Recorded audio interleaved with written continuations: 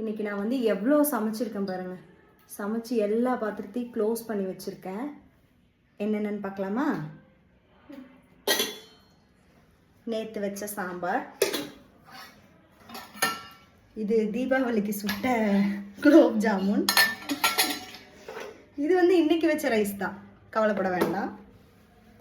அதுக்கப்புறம் இது வந்து நேற்று வச்ச பாயாசம்,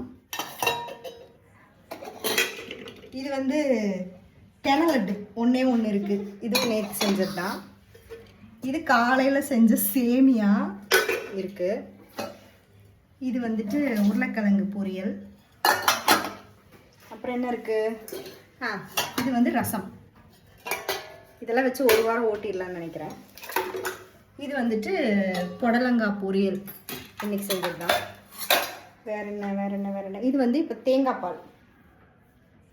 அப்புறம் இது வந்துட்டு திருப்பாகம், அன்னைக்கு செஞ்சு வீடியோ போட்டிருந்தேன்ல, அதோட இதுதான்.